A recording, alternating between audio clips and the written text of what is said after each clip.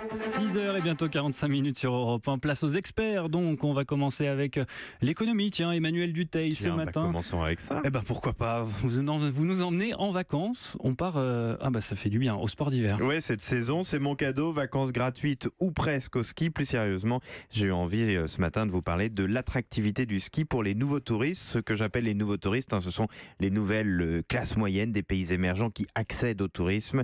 Et la plupart de ces nouveaux touristes viennent de pays qui n'ont pas la culture du ski. Ce sont les Brésiliens, les Indiens, les Chinois ou encore les Sud-Africains.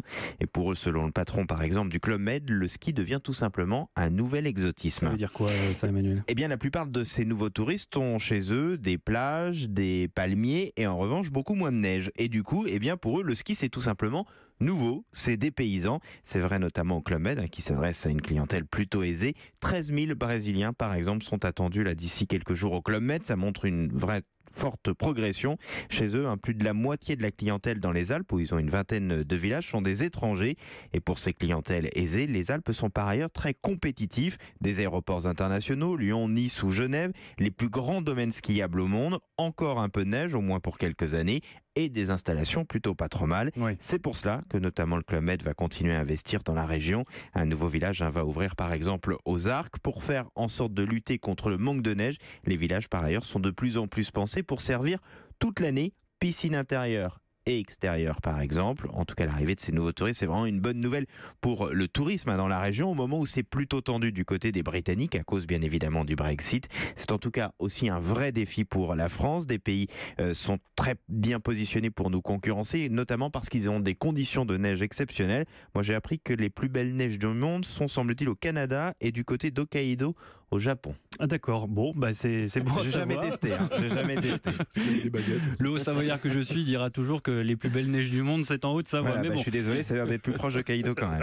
le ski, notamment à Noël, oui, mais c'est quand même pour une minorité de touristes. Oui, vous avez beau être au Savoyard et vous, du coup, skiez sûrement tous les ans. Non.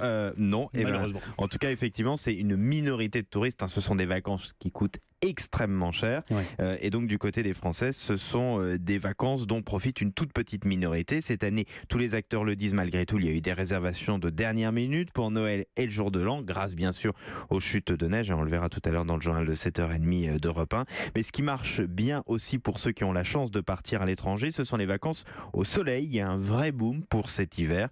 Cuba, la Thaïlande font partie des destinations qui fonctionnent bien. Ça repart aussi, mais là on part de tellement loin pour des destinations comme la Tunisie. Mais pour revenir aux Britanniques qui avaient fortement investi dans les Alpes il y a de cela quelques années, le Brexit est en train de changer tout ça, ils sont en train de repartir? Pas véritablement pour ceux qui ont investi, mais en tout cas c'est pour ceux qui venaient de façon régulière faire du tourisme et skier dans les Alpes. Là il y a effectivement il y a une classe moyenne quand même qui allait au ski, qui est un peu touchée par la baisse de la livre et qui donc du coup vient un petit peu moins. Ça reste des touristes extrêmement intéressants et qui viennent encore en nombre malgré tout dans les Alpes.